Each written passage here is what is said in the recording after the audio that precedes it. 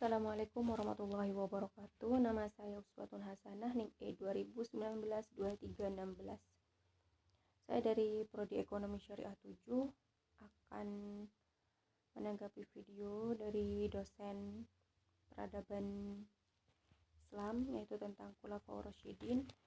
Baik, pengertian Khulafaur Rasyidin secara bahasa. Khulafaur Rasyidin berasal dari kata khulafa dan ar-rasyidin. Kata khulafa merupakan jamak dari kata khalifah yang berarti pengganti. Sedangkan ar-rasyidin artinya mendapat petunjuk. Arti bebasnya adalah orang yang ditunjuk sebagai pengganti.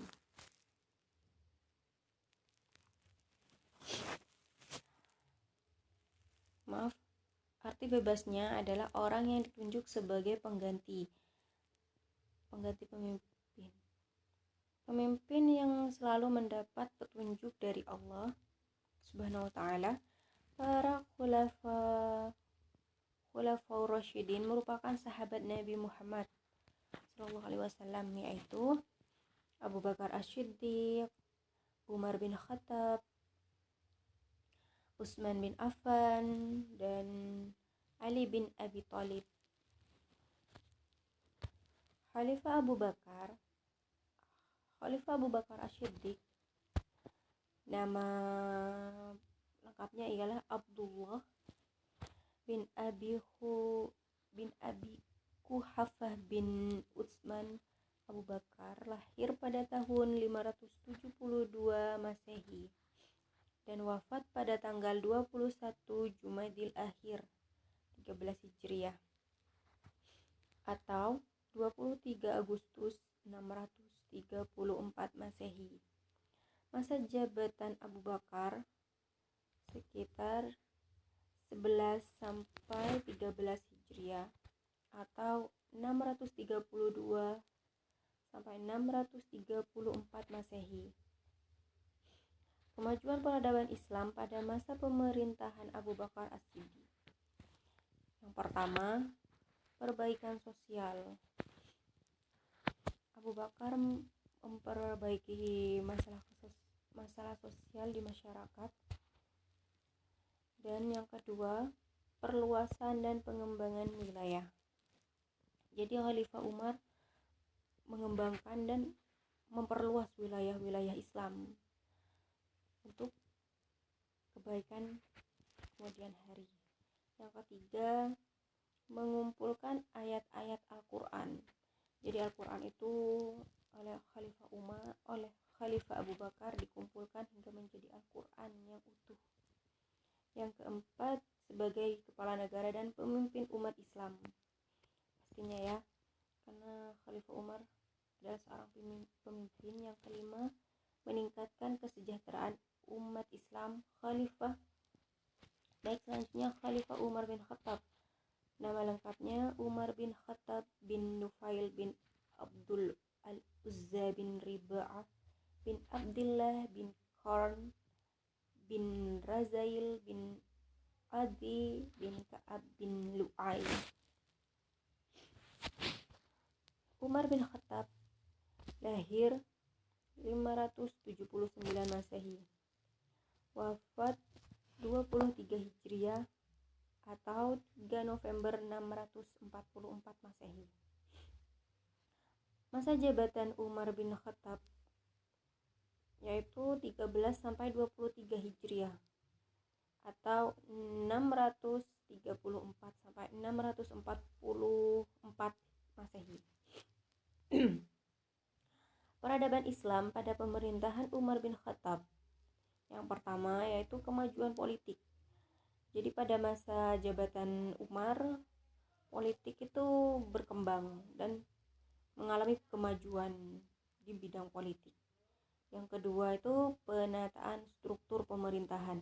Jadi pada masa Khalifah Umar, struktur pemerintahan itu sudah ditata dengan rapi. Jadi lebih mudah untuk mengetahui struktur pemerintahannya. Yang ketiga itu meningkatnya perkembangan ekonomi.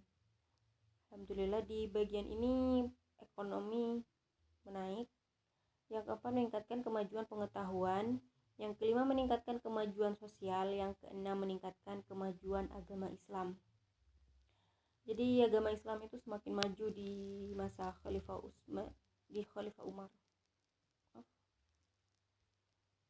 Baik, selanjutnya Khalifah Utsman bin Affan, nama panggilannya Abu Abdullah Al-Amawi Al-Quraisy dan gelarnya Zunnurain, yang punya dua cahaya. Lahir 577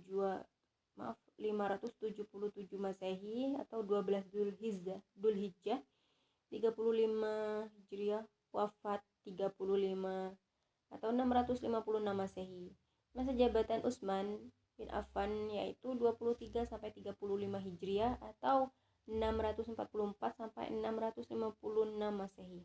Peradaban Islam pada pemerintahan Utsman bin Affan, yaitu yang pertama memperluas wilayah kekuasaan, yang kedua memperluas Masjid Nabawi dan Masjidil Haram, ya, yang seperti kita ketahui masjid-masjid besar yang ada di Arab Saudi yaitu Masjid Nabawi dan Masjidil Haram.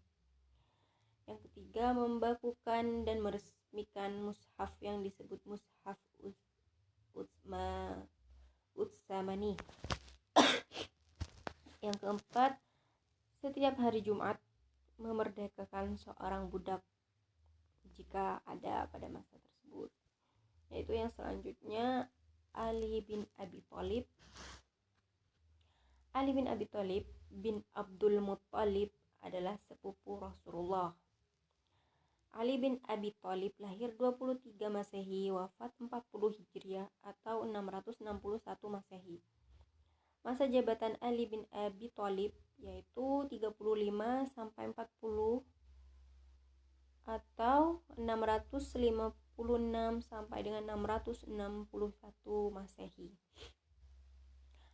Ali bin Abi Thalib, peradaban Islam pada pemerintahan Ali bin Abi Thalib yaitu yang pertama, mengaktifkan kembali sistem distribusi pajak tahunan. Jadi pada pemerintahan Ali bin Abi Thalib, pajak itu mulai aktif kembali sehingga lebih kepada pendapatan negara. Yang kedua, selektif dalam pengawalnya. Yang ketiga, sistem renumerasi, penyempurnaan gaji pada pegawainya. Jadi pada masa Ali, para buruh itu lebih diuntungkan, ya. Yang keempat, menjunjung tinggi kepentingan rakyatnya. Baik, sekian penjelasan dari saya. Wassalamualaikum warahmatullahi wabarakatuh.